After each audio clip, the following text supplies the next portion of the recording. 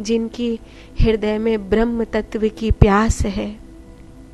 और विशेष रूप से मातृ शरीर में हूँ ना, इसीलिए माताओं में संभावना मुझे बहुत दिखाई देती है, क्योंकि एक नारी के रूप में मैंने देखा है कितना संघर्ष करती हैं, घर से, परिवार से, परिस्थितियों से, अपने आप से, और भावनाओं के अतिरेक में बही हुई अपना सब कुछ लुटाती है।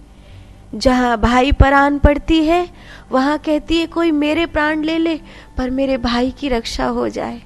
जहाँ पति प्राण पड़ती है वहाँ यमराज से लड़ जाती है कि अगर उसे न लौटाया तो मैं भी न लौट के जाऊंगी।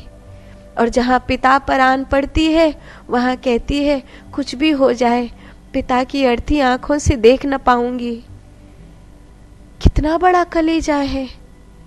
और उसको पिछले 700-800 वर्षों में ब्रह्म तत्व से तो क्या, शास्त्रों से, वेदों से, भगवान से, मंत्रों से, सभी से विमुख कर दिया। ये कहकर कि स्त्री है ये नहीं कर सकती, स्त्री है वो नहीं कर सकती, स्त्री है इसका अधिकार नहीं, स्त्री है उसका अधिकार नहीं। विद्या से वंचित कर दिया, ज्ञान से वंचित कर दिया, वेद से वंचित कर दिया, ब्रह्म तत्व से वंचित कर दिया, सत्य साधना ध्यान से वंचित कर दिया। क्या करो? बच्चे पैदा करो, उनको पालो, उन्हीं को ज्ञान दो, बस यही तुम्हारा कर्तव्य है। ये पढ़ा दिया गया। और फिर वो जो मुगल आए उन्होंने तो काला कौवा अपनियों को बना दिया था, और फिर महारानियों को जौहर करना पड़ गया। और जो बेचारी महारानी नहीं थी वो घूमट में छुप छुप कर बाल विवाह की शिकार बनती चली गई। परिणाम ब्रह्म तत्व से वंचित होना। मुझे लगता है समय आ गया है, जागो। ये भारत देश तुम्हारे लिए पलक पावड़े बिछा रहा है। इस देश की राष्ट्रपति एक महिला है।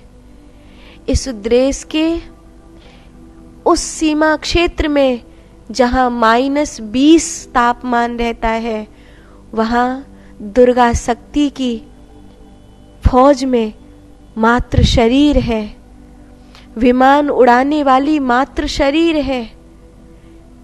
देश की रक्षा व्यवस्था, विद्या, अर्थव्यवस्था, वो लक्ष्मी भी है, दुर्गा भी है, सरस्वती भी है। अपने आप को क्यों नहीं पहचानती हो? तुम्हारा समय है ये।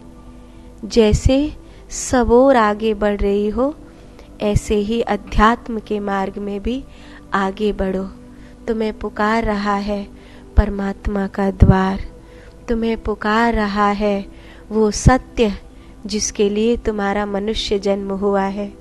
और मैं प्रसन्न हूँ जब ये कोई कहता है कि साधक संजीवनी सुननी है, कोई कहता है शिव सूत्र सुनना है, कोई कहता है नारद भक्ति सूत्र सुनना है, तो मुझे आभास होता है कि कहीं न कहीं जहाँ चारों ओर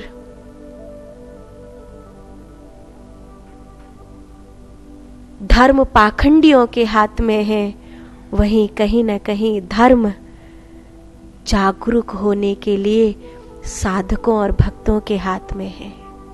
साधो, अगर भगवान ने चाहा तो निश्चित रूप से आपकी ब्रह्म तत्व की प्यास आपको सत्य की ओर लेकर के जाएगी।